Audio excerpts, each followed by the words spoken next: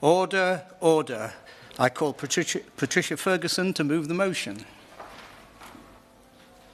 Thank you, Mr Chair. I beg to move that this House has considered the third report of the Scottish Affairs Committee, Problem Drug Use in Scotland Follow-up, Glasgow's Safer Drug Consumption Facility and the Government's response.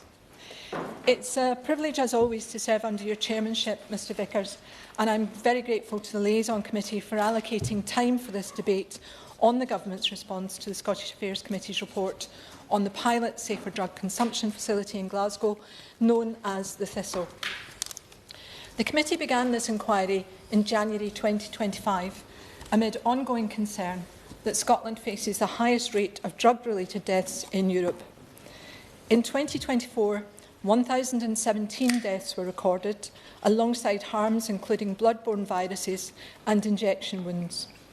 Preliminary figures for 2025 suggest that these numbers are increasing. There is a suspected 8% increase in drug deaths in the first 9 months of 2025 compared to the same period in 2024. These deaths and drug-related harms are very much concentrated, although not exclusively so, in Glasgow. And to address this, Glasgow City Council Health and Social Care Partnership and other partners launched the Thistle. The Thistle is located on Hunter Street in Glasgow's East End, and it is the first UK safer drug consumption room that is sanctioned. And in its first 10 months, the Thistle has had 522 unique visitors and supervised over 6,000 injecting episodes. During this time, there were 78 medical emergencies on site. Now, that might sound like a bad thing, but this means that there have been 78 instances where people have received professional medical intervention which they might not otherwise have received. It is this medical intervention which treats overdoses and potentially saves life. There have been no fatalities at the Thistle in the year since it opened. So our committee heard that as a single service, the impact of the Thistle is expected to be highly localised. It is unlikely to shift the dial on national drug death figures, and it's not designed to do so. The question of cost was an ongoing theme throughout this inquiry. The Thistle is being funded by the Scottish Government. Up to £2.3 million per year has been committed for the duration of the 3-year pilot. Now, the Thistle is undoubtedly expensive to run. However, evidence suggests that facilities like the Thistle can provide value for money by generating savings elsewhere in the health service. Such facilities can reduce costs associated with public injecting, things like hospital admissions, ambulance call-outs and treating bloodborne viruses. Preventing just 6 to 8 cases of HIV annually could potentially generate savings equivalent to the annual cost of the Thistle. It is right that the Thistle's costs were properly considered in our inquiry because it is a gold standard model. This means the value for money and harm reduction capability of a less sophisticated model remains untested. However, with over 1,000 deaths in 2024 alone, as I've said, the committee is clear that the scale of Scotland's emergency necessitates a commensurate response and significant investment. Our report also emphasised how vital a drug checking licence would be in combating drug-related harm. We explained in our report how such a licence would allow support services to better understand drug trends across Glasgow and to take action in relation to those. And this could be key in ensuring the Thistle achieves its maximum effectiveness. We recommended that the Home Office urgently complete its assessment of Glasgow's application for a drug checking licence at the Thistle, and I was very pleased to see that the application was approved in October last year. With this licence, Glasgow will become the first city in Scotland where people can legally test drugs for dangerous contaminants. We know that applications for further drug checking facilities in Aberdeen and Dundee have also been submitted to the Home Office, and we await the outcome of those applications. Now, at this point, I would like to make some remarks about the impacts of the Thistle on the local community, which has been the subject, quite rightly, of much media reporting. And I would take this opportunity to highlight the emphasis of our report and the emphasis that it places particularly on the importance of supporting the community surrounding the Thistle. The concerns of the local community must be taken seriously, and that is why our report recommended proactive engagement through the Community Forum and the development of a responsive communication strategy. Amongst the media commentary, we should also bear in mind that it may take time for the local effects of the thistle to be fully understood. We are reassured that the ongoing independent evaluation is monitoring the levels of discarded paraphernalia and the wider impact the pilot is having on the community. This is vital and will ensure debate about local impacts is informed by accurate, objective data.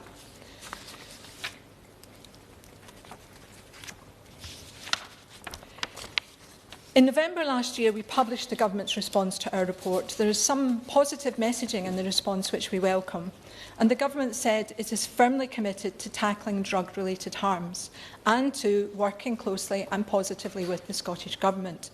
It also noted the importance of evidence-based and high-quality treatment, which engages vulnerable people who use drugs, and both points very much align with the spirit of our report. When it comes to the thistle itself, however, I must express some disappointment at the substance of the Government's response. The response states that the Government will, and I quote, welcome any evidence emerging from the evaluation of the thistle. However, it also states that the Government has no plans to amend the Misuse of Drugs Act to permit the operation of such facilities anywhere in the UK. And it's difficult to see how full and proper consideration can be given to the thistle's evaluation unless the Government is open-minded to considering at least legal changes. As our report says, any intervention found to be effective at saving lives and reducing harm should not be dismissed. Experts and evidence, rather than preconceived ideas, should determine the facility's future. During a public session of the Liaison Committee in December, I asked the Prime Minister directly about this. Given the scale of Scotland's drug crisis, I asked whether he would reconsider the Government's opposition to amending the law if the thistle's evaluation shows it to be effective. He said the Government has looked at it but does not intend to do so. The Prime Minister also said that legal decisions pertaining to the thistle are best taken by those in Scotland, and that this should not lead to a UK-wide changing of the drug laws. But this response, unfortunately, appears not to recognise that drug laws are reserved. So in her response to this debate, I hope the Minister will help us understand how the Government can both welcome evidence while also remaining closed as to what that evidence might say. Now, since the publication of our report, the issues we raised have only become more prescient. Firstly, interest has developed in additional safer drug consumption facilities elsewhere in Scotland. In Edinburgh, a feasibility study for a similar facility was undertaken in late 2024. That work confirmed strong local need for a facility and identified 2 potential sites in the city. Then in September 2025, the Edinburgh Integration Joint Board announced plans to launch a formal public consultation early this year as part of the business case development for a facility. However, the Lord Advocate's current statement of prosecution policy would not cover any other sites. It is specifically worded in such a way that it covers the facility at the Thistle and nowhere else. And that prosecutorial statement indicates that it is not in the public interest to prosecute people at the Thistle. So our report concludes that relying on separate prosecution policies for multiple facilities is undesirable. If there are to be other safer drug consumption facilities beyond Glasgow, it is even more important that the UK Government addresses the issues highlighted in our report by establishing a clear legal basis that applies across Scotland. This would require legislation by the UK Government and Parliament. The issues covered in our report are also more relevant now than ever because drug consumption trends in Scotland are changing and rapidly. Inhalation is becoming much more prevalent. We highlight the expert medical advice from Dr. Saket Prayadashi and others, which shows that inhalation is a safer method of consumption compared to injection. Introducing an inhalation space could expand the reach of the Thistle by attracting those who smoke drugs and inhale them rather than injecting drug use. And as Dr. Prayadashi describes it, reduce the appalling physical harm caused by injections at wound sites. So the Thistle currently does not have inhalation facilities. Such facilities would be prohibited under both reserved and devolved legislation, most notably, of course, Scotland's smoking ban. And our report makes clear that for the Thistle to be effective, it must be able to meet the needs of the population it is trying to help. An inhalation room could therefore be key to maximising the Thistle's effectiveness, and a fair evaluation of the facility's full potential efficacy could be inhibited without one. Since the publication of our report, the Glasgow Integrated Joint Board has announced plans to potentially provide an inhalation space within the Thistle. The Board has approved plans to develop a full business case to explore this, and our report calls for any application to enable an inhalation space to be considered by the UK Government on its merits. In its response to our report, the Government says it does not support enabling inhalation. The Government suggests it would be for the Lord Advocate to grant an exemption to reserved legislation rather than to the UK Government. And I would hope again that the Minister might reflect on the logic that granting exemptions to reserved legislation is best done by the Lord Advocate through prosecutorial discretion rather than by the UK Government, which retains responsibility for drugs law. In closing, Mr Vickers, I will make one further point. As we've heard, or as we might hear this afternoon, the Thistle is already operating. It may also evolve to provide more services in future. But meanwhile, it's becoming increasingly likely that similar facilities may be established elsewhere in Scotland. All of this is happening whether the UK Government approves or not. And to a certain extent, this reflects the proper operation of devolution and Scotland's separate legal system, which enables Scotland to take a different path to the rest of the UK. But as our report sets out, it would be undesirable for the Thistle or any other future facility to operate potentially indefinitely under the Lord Advocate's prosecutorial discretion. The UK Government should recognise these realities and, if the Thistle is deemed a success, work with the Scottish Government to ensure there is a full, sustainable legal framework for these facilities. In not doing so, the Government would be permitting the current unstable legal position to persist. And with that, Mr Vickers, I will close, and I look forward to hearing contributions of members and ministers. Thank you. The question is that this House has considered the third report of the Scottish Affairs Committee, Problem Drug Use in Scotland follow-up, Glasgow's Safer Drug Consumption Facility 8C630 and the Government Response HC1485. I call Dave Dugan. Thank you very much, Mr Vickers. It's a pleasure to serve under your chairmanship, and in this instance I genuinely mean that. Every drug death in Scotland is a tragedy, and the painful reality is that drug deaths remain far too high.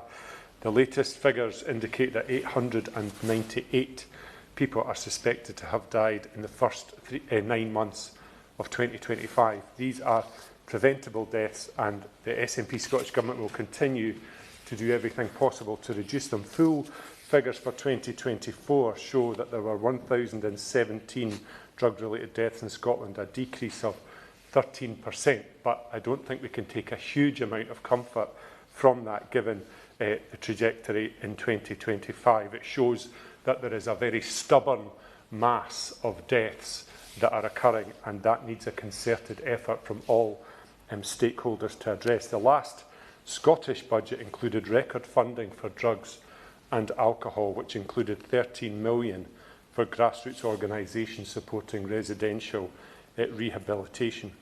But ultimately, powers around drugs laws rest with Westminster, and the Misuse of Drugs Act was passed in 1971, and the decades since have shown that the focus solely on criminalisation and a war on drugs is simply not working.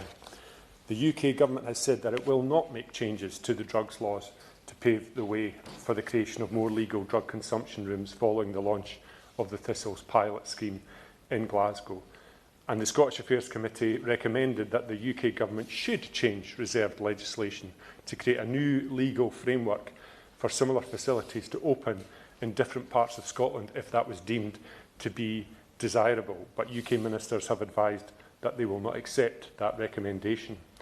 In a letter responding to the recommendations made by the committee, the UK Government said it had no plans to amend the Misuse of Drugs Act. But I wonder if the Minister might address in her summing up that they may not need to amend the Misuse of Drugs Act, but rather pursue the mechanisms within the Scotland Act 1998, which would allow a Section 30 derogation or devolve elements of the Misuse of Drugs Act to the Scottish Government in a very narrow way. That would be an option, perhaps, for a workaround. The UK Government's response confirmed that Westminster does not intend to amend the framework, the Act, in order that the framework for a safer drug consumption facilities could be more widespread in Scotland. It's extremely disappointing, Mr Vickers, to see that the response confirmed that this is the intention, even if the independent evaluation of the Thistle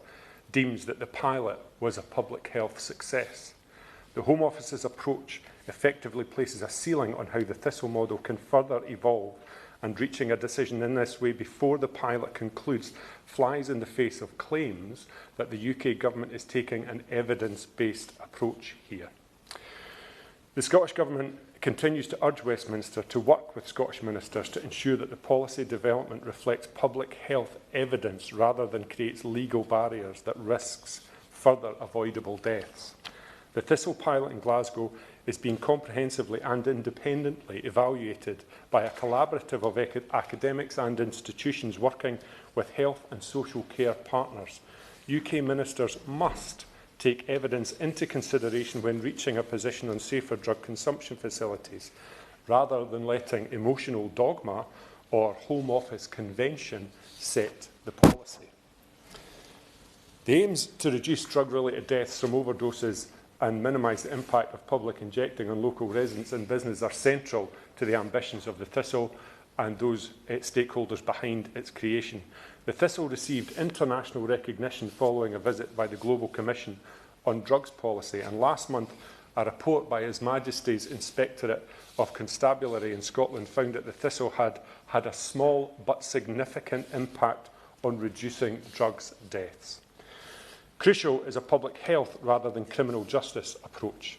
With the Thistle staffed by a multidisciplinary team including nurses, psychologists, harm reduction specialists, social workers and other medical staff, records show that in the first 10 months the Thistle recorded 9,333 visits from 522 people, 6,366 supervised injection episodes, staff responding to 78 medical emergencies.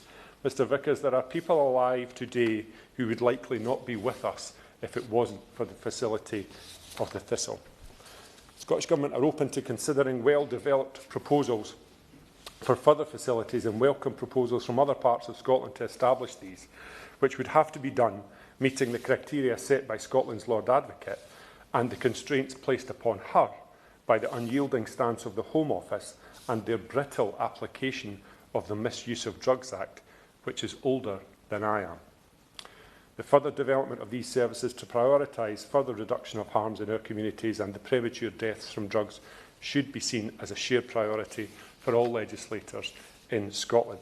And I pay tribute to the Scottish Affairs Select Committee and its chair for the way that they've approached this issue, which could easily have descended into a party political mudslinging session, but in my view, never once did. Thank you, Mr Vickers. John Grady. Thank you, Mr Vickers, and it is a pleasure to serve under your chairship. I congratulate my honourable friend, the member for Glasgow West, for securing this important debate, and I congratulate all the members of the Scottish Affairs Select Committee who have produced an excellent and conscientious and very serious report. Our starting point in these discussions must always be that people suffering from addiction must be treated with compassion. It's our moral obligation to help people who are suffering and to help remove barriers to support for individuals and communities who are affected by addiction. I see the effect of addiction daily in my seat, including in the Calton, where the safe consumption room is located. I see the huge blight it can have on individuals, families and communities. especially in Glasgow, which sadly has the highest overdose rate in Scotland. We have a moral obligation to support our communities through the devastating impacts of addiction. And amazing work is being done in my seat to support people with addiction. I see that in the brilliant work of charities such as the Back on the Road in Bridgeton, close to the facility, who recently had their 25th birthday. I see that too in the courageous constituents I meet regularly who have recovered from their addictions. The committee heard from Dr. Shorter from Queen's University, Belfast, that addiction and recovery can very often be exacerbated and caused by poverty, deprivation and trauma. This is fundamentally unjust, and it is our duty to ensure that all individuals, families and communities in our constituencies are supported to prevent and recover from addiction. Fighting poverty is an essential task of all levels of government, and we must ensure that nobody, no matter where they are from, is caught in addiction and unable to escape. We must recognise that tackling addiction needs wraparound support and a holistic approach to tackling poverty, meaning that we need a severe focus on new housing and better transport, improved education and access to jobs. All these things help create communities fruitful with opportunities which help people to recover from addiction and help them to build positive futures. We must also support children and people who have suffered trauma and consequently suffered with addiction. And this is something that committee heard evidence on from Dr. Shorter. And there's a clear link to how we treated children historically in Scotland, which is the subject of the Scottish Child Abuse Inquiry, for example, and outcomes in terms of addiction. And I regret to say that it's a disgrace that there are SNP cuts to essential psychiatric and psychological services in Glasgow. These are essential to support those with addictions who need treatment for psychiatric and psychological conditions, to help them in their recovery. All these wider wraparound factors need to be considered alongside safe consumption to ensure that support for recovery is wraparound and holistic, and individuals, their families and communities can recover and move towards brighter and more fruitful futures. We owe it to people with drug addiction and their families, who we must treat with compassion and try our best to support, to explore new ways of helping with addiction and reducing harm. And so I fully support the trial, which is taking place on a sound evidence base. The trial must, of course, be evaluated robustly. There's nothing controversial about that. Now, there is serious talk about expanding it to include an inhalation facility. This reflects changing patterns in drug misuse, specifically towards smoking.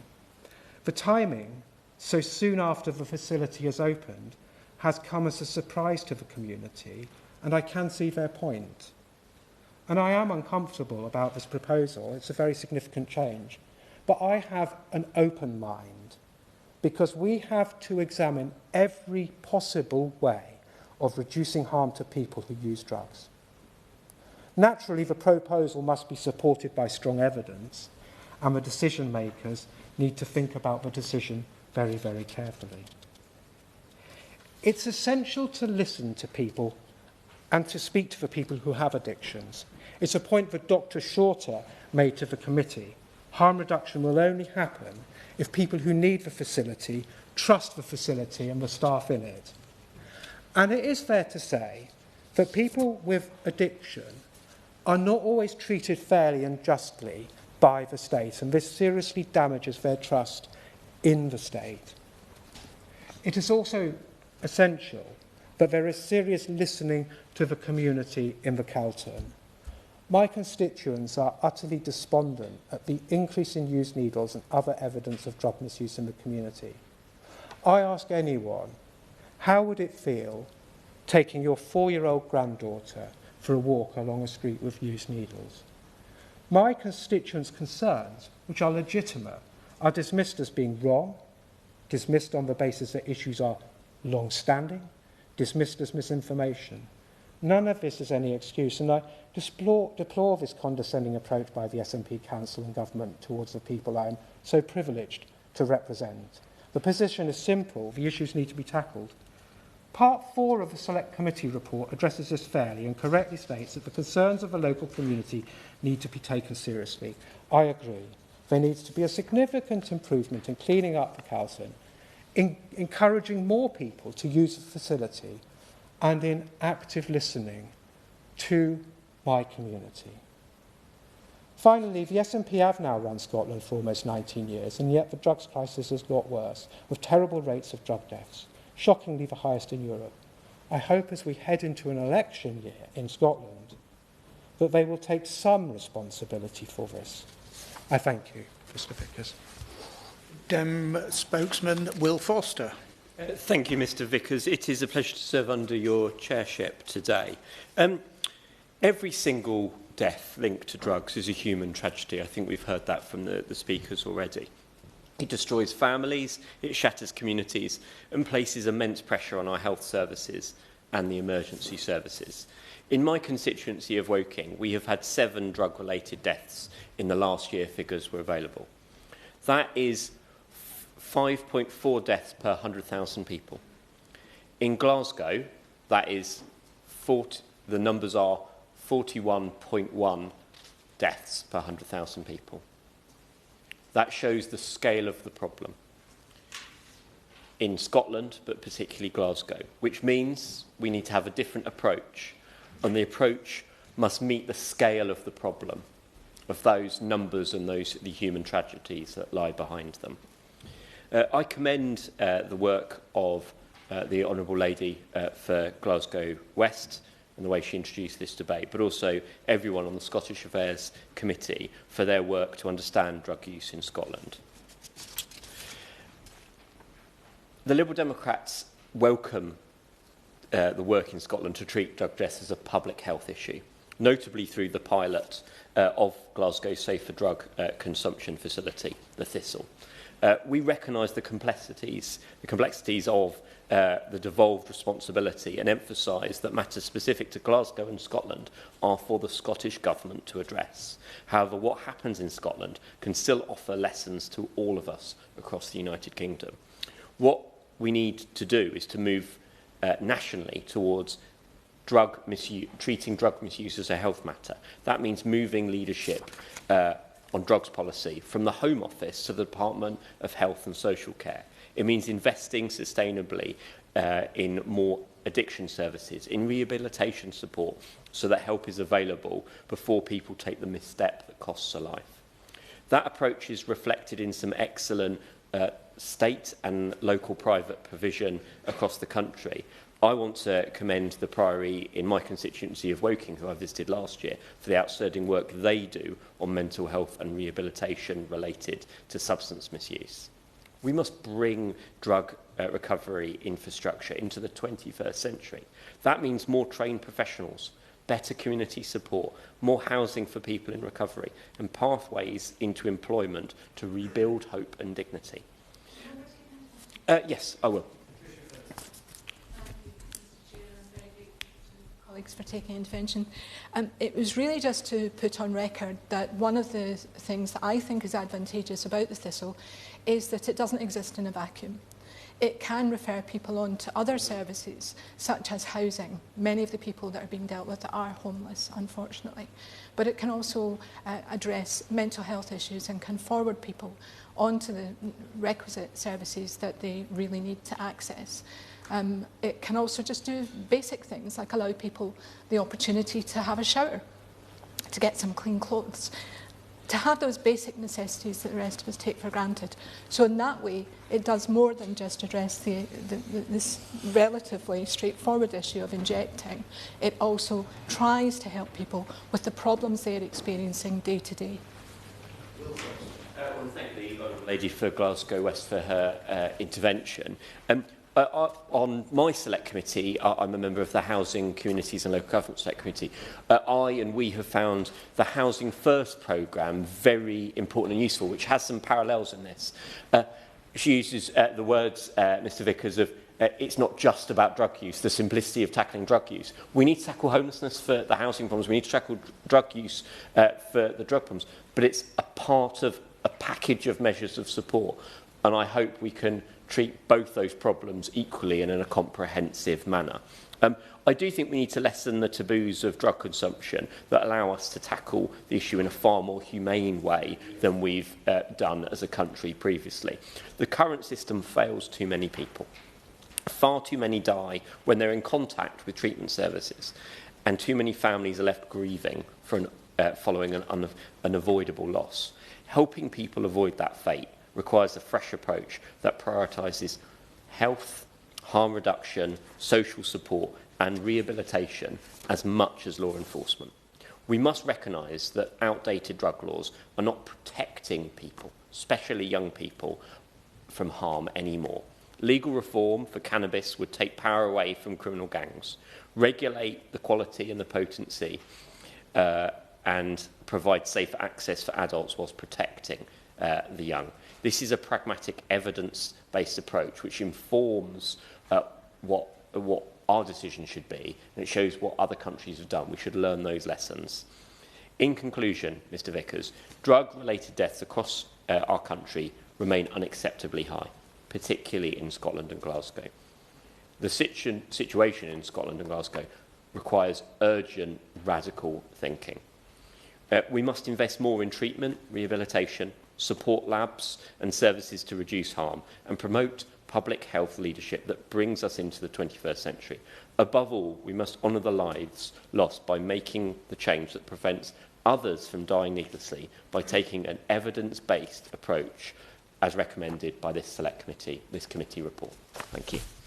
Shadow Minister Matt Vickers. I'd like to thank you, Mr Vickers, for chairing this debate today, and the member for Glasgow West for bringing this important debate today. The prevalence of drug deaths and the broader misuse of drugs we've seen in Scotland are devastating. Even though it was welcome to see a fall in drug deaths in 2024, it remains the highest in Europe. I understand that between March 25 and May 25, drug deaths actually increased by 15%, with statistics also showing that people in deprived areas in Scotland are 12 times more likely to die of drug misuse than people in the least deprived areas. We all recognise that this must change. Nevertheless, the question of how we achieve this is not simple. We're right to reflect how we reached this situation. This monumental failure of the SNP Scottish Government is apparent. Former First Minister Nicola Sturgeon admitted that her government had taken their eye off the ball. I dare say that this turn of phrase vastly understates the scale of the crisis which has gripped individuals and communities in Scotland. As my former colleague, the previous Scottish Conservative leader, said when putting forward his bill in the Scottish Parliament to address this problem, this is a crisis that was made in Scotland, and it's one that can be fixed in Scotland, but not if we do not have willing participants in the Scottish Government. I'll return to the efforts made by my Conservative colleagues in Holyrood later. However, we believe there are approaches to dealing with drug use which must go beyond the narrow debate about drug consumption centres.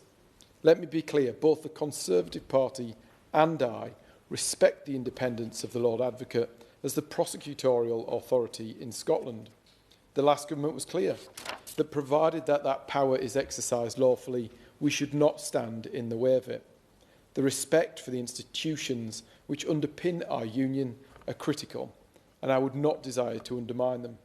However, this should not preclude us in this place from criticisms of the decisions made in Scotland or questioning some of the comments underpinning the committee's report. That's why our position on drug consumption rooms in England and Wales is simple. We do not support them. It was a position which was set out transparently when the party was in government and is appropriate to continue its support now.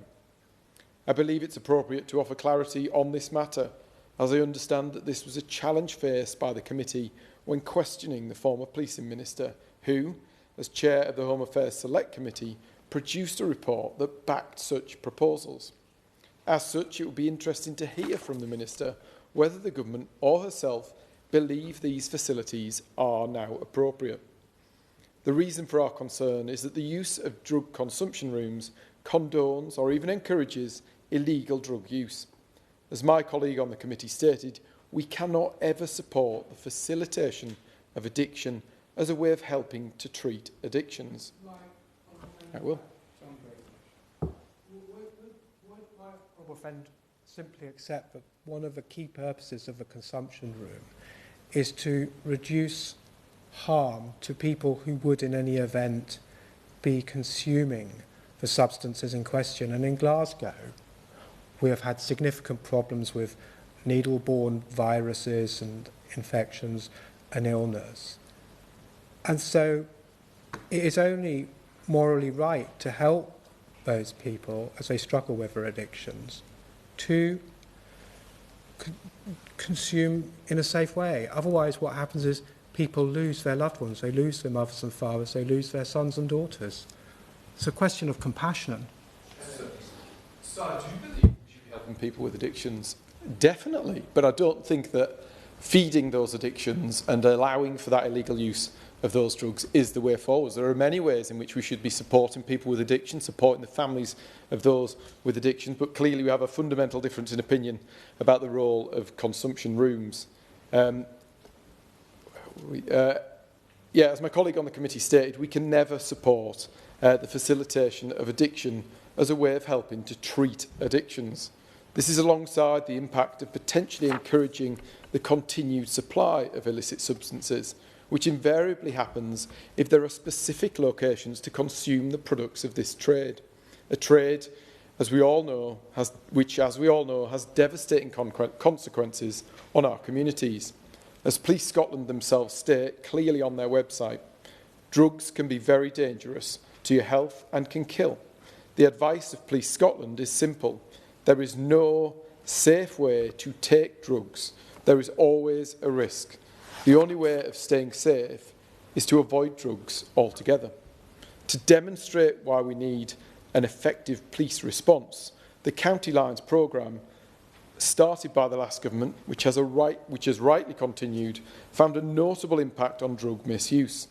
Its evaluation, released at the very end of 2025, illustrated that drug misuse hospitalisations decreased by 29% in the exporter areas as a result of the County Lines programme when compared to the control group. These are areas that receive direct County Lines funding.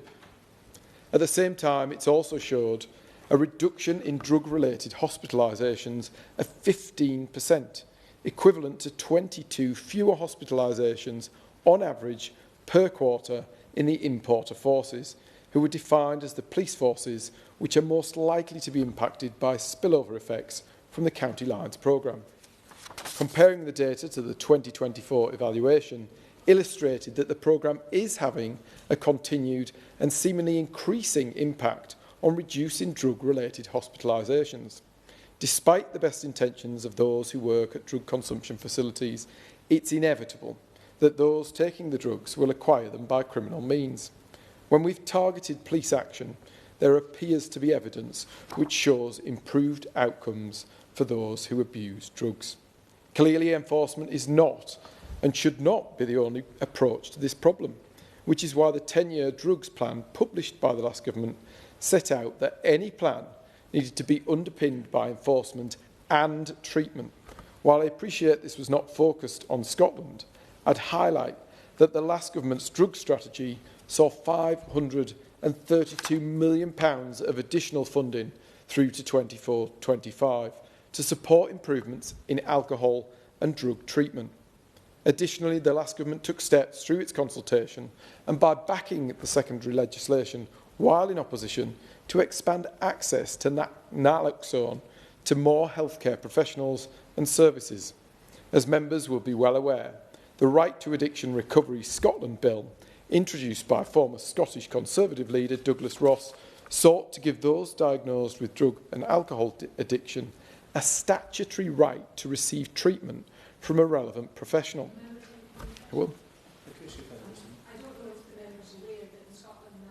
It's actually very widely used, and it's used by paramedics, it's used by the police. I myself, as a councillor in Glasgow City Council, had the opportunity to be trained in its use, and I have a vial of it that I can carry around when I'm about. Fortunately, I've never had to use it. But I wanted to make the point to him that The main driver for the consideration of a safer drug consumption room in Glasgow was actually the fact that in 2015 we had one of the biggest outbreaks of HIV infections that had ever been seen in Europe. And the reason was tracked back to the sharing of needles and to the fact that people were injecting. And that was what sparked the whole discussion about whether Glasgow needed to have a safer drug consumption room. So it's not just about the criminality. It's not just about treating those who are already addicted. It's about preventing those blood-borne viruses that are so harmful to people in their individual lives, but also have such a devastating effect on our health services. So it's about more than just misusing drugs. It's about a whole society approach. Matt Vickers. One drug death is one drug death too many. We agree on that. We agree on the need to treat people. I fundamentally believe there is a role for enforcement. I do not believe that giving people the ability to take these illegal products in whatever environment helps to end that addiction. There's very, very, very varied views on that, but I just fundamentally do not agree. The robust and costed provisions set out in the bill put forward by Douglas Ross are essential if Scotland is to turn around its record in tackling the dangers of drug use by setting out the treatments that will be available and the requirements on data and reporting from the Scottish Government.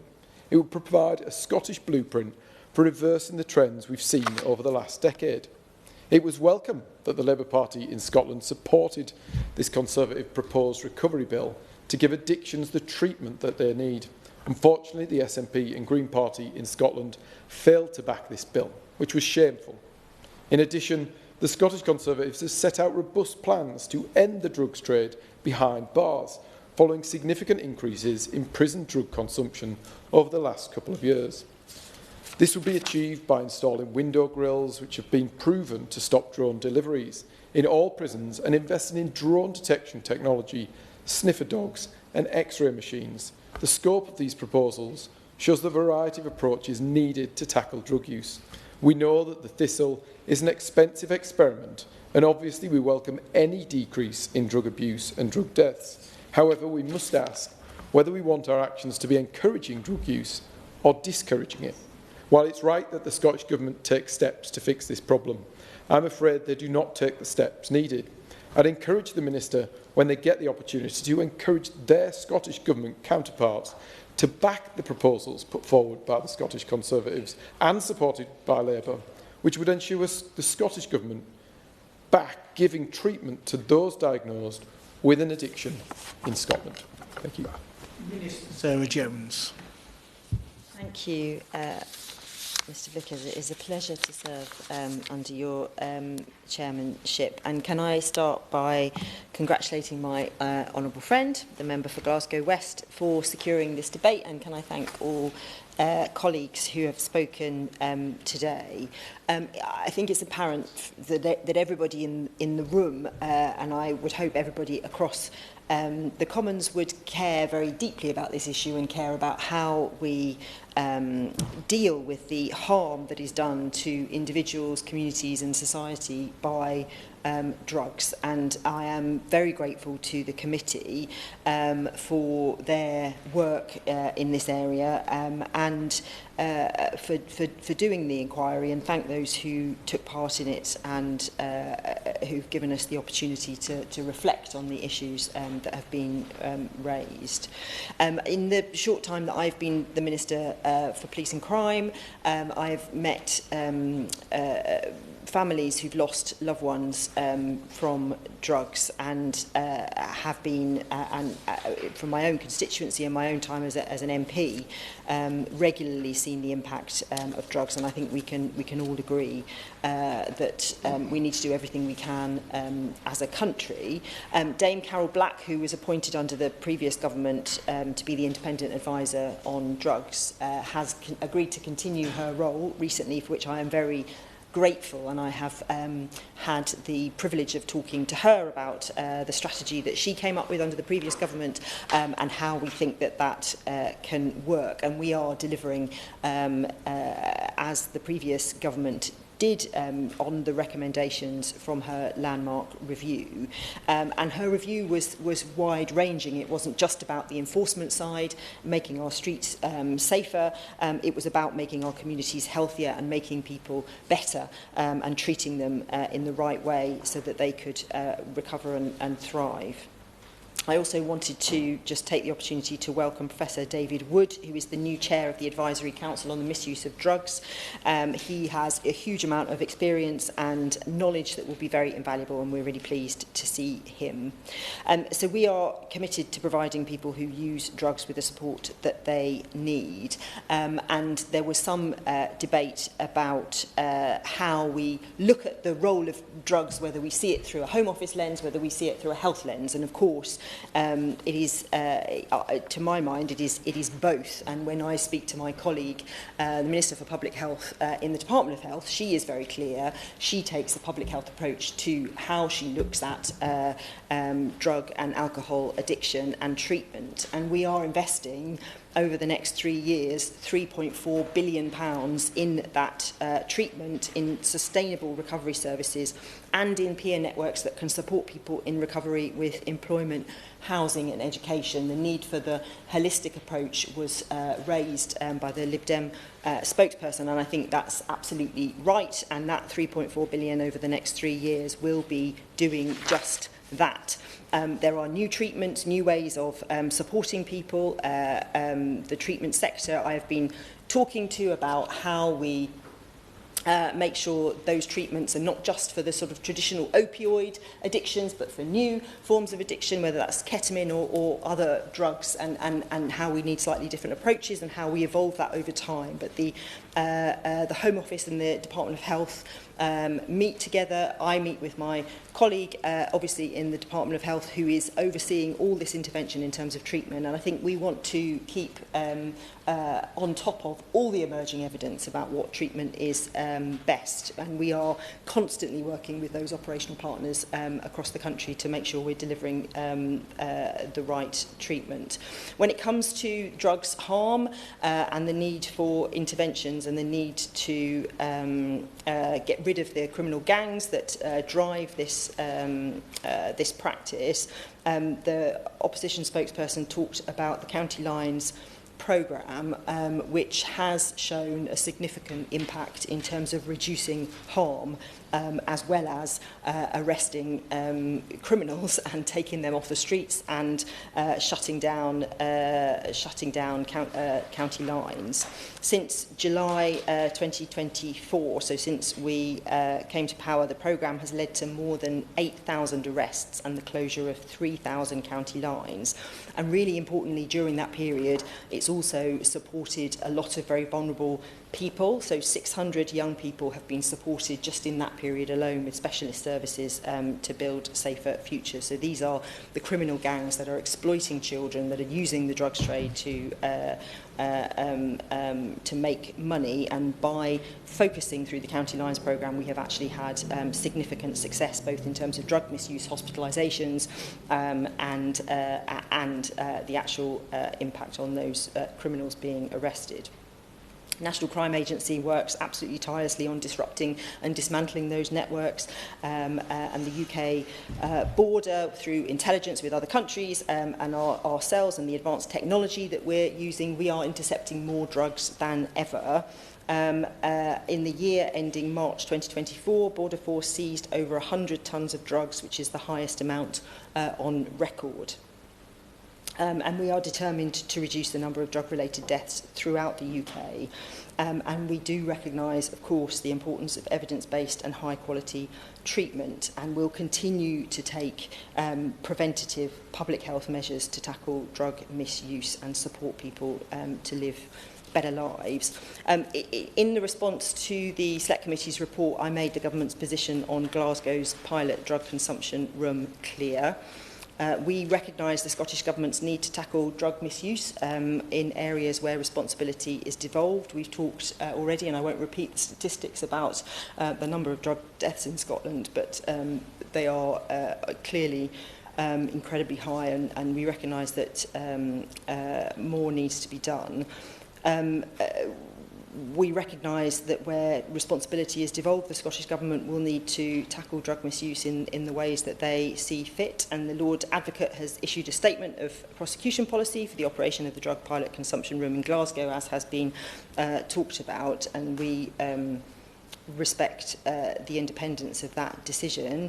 I do want to be clear that we do have no plans to amend the Misuse of Drugs Act 1971 to enable the operation of drugs consumption rooms in any part of the United Kingdom. But we are committed to working closely and positively with the Scottish Government. We meet collectively. The UK Government leads the UK Drugs Ministerial Team, which is a forum from ministers from England, Scotland, Wales and Northern Ireland, and that provides the opportunity for all four governments to talk to each other, to come together, to share challenges and best practice. And the last meeting was in Edinburgh, hosted by the Scottish Government, and we'll be meeting again this year, and that provides the opportunity for us to talk to each other and to share information. And of course, we will also work closely with the Scottish Government to enable those licensed drug checking facilities to operate lawfully. As we've heard, chronic drug dependence plagues the lives not just of individuals but of those closest to them, and it is in all our interests to prevent people being engulfed by this spiral and help those onto a better path. I think the determination from this government to get it right and to look at the evidence is there, but we are not persuaded, as the Select Committee was asking us to look at, to make any changes that my honourable friend was wanting us to do, but that isn't to say we shouldn't carry on talking about these issues. The evidence-based approach that has been talked about and the review that's being done and the part of the pilot, the review of the thistle is very important, and I do very much want to see what that evidence shows. You know, I am committed to make sure we are always learning and always changing our approach. We met as a collective group of ministers across government looking at some of the problems, for example, in the prison system, where we know that's a huge driver of drug use, to see what we can do collectively across government. And when the 3-year pilot is finished in terms of the thistle, of course, we'll look at that and we'll want to see what we can do in response. So I think we collectively agree that we need to tackle this as a health issue, as well as a Home Office and crime issue. This government is doing both of those things, but I look forward to continuing to work with colleagues in the days and months ahead to make sure we get it right. Patricia Ferguson to wind up. Thank you, Mr Vickers, and I thank my honourable friend, the Minister, for that response. I think it's clear that we all across this room share the goal of tackling the harms caused by problem drug use. However, in the face of the crisis that we have talked about today, I don't think we can afford to dismiss any potential remedy. So I take this opportunity to once again encourage the Government to follow the evidence. Now, there will be an evaluation, as we've heard, of the thistle. It will be published in 3 years' time, but there's likely to be some interim work done before then. But I would also say that as part of our inquiry, the committee visited drug consumption rooms in Oslo, in Bergen and in Lisbon. The ones in Oslo have been going now for over 20 years. There is a lot of hard evidence around the world that demonstrates that they have a part to play in eradicating drug use, but in controlling the way in which drugs are used as well. They're not the only intervention available to us, nor should they be. They're complementary to and should work in tandem with vital recovery services, as well as other harm reduction interventions. And our committee has been clear that the facilities are just one tool available to address problem drug use, and that's what they're about, problem drug use. But with Scotland continuing to record the highest rate of drug deaths in Europe, our response has to match the scale of that crisis. I'm very grateful to members around the House for their contributions this afternoon, and I thank my friend, the member for, I cannot remember, I'm afraid, his constituency, but my co-committee member, for his contribution this afternoon. Both he and his predecessor from the SNP on the committee played a very constructive part in bringing together our report, and I'm sure he, like me, was very impressed by the mobile facilities we saw in Lisbon when we visited there. My colleague from Glasgow East, whose constituency name is much easier for me to remember, is obviously a great champion for his community, and he is absolutely right to say that the views of the community have to be heard, but they also need to have more regular feedback about what is being done to address their concerns, and that was one of the things we highlighted in our report, and I would want to highlight again today. The Liberal Democrat spokesperson was absolutely correct as well to say that we need a package of measures and that our approach has to be evidence-based. The Conservative spokesperson, I thank for his contribution, and he's right that it's not simple. But I would just ask him to reflect on one point, and that is that in the time the Thistle has been opened, 78 overdoses have been dealt with on the premises. Those overdoses, if they hadn't taken place in the Thistle, would likely have taken place on the streets or in people's homes, where they would likely have been alone. That might have resulted in increased deaths. And one thing we know from the evidence around the world is that there has never been a death from an overdose in a safer drug consumption facility anywhere in the world. And the history now goes back over 20 years. And I think that alone is something that we have to remember and we have to have perhaps at the forefront of our minds when we're discussing this particular problem. But in closing, Mr Vickers, can I thank you for your steady chairmanship, and can I thank all honourable members for their time and thoughtful contributions on this important issue, and I would hope that everyone in the room this afternoon would keep an open mind. Thank you. The question is that this House has considered the third report of the Scottish Affairs Committee, Problem Drug Use in Scotland, follow-up, Glasgow's Safer Drug Consumption Facility, HC 630, and the Government's response, HC 1485. As many of that opinion say aye. To the contrary, no. I think the ayes have it. The ayes have it. The sitting is suspended until 3 o'clock. Order, order.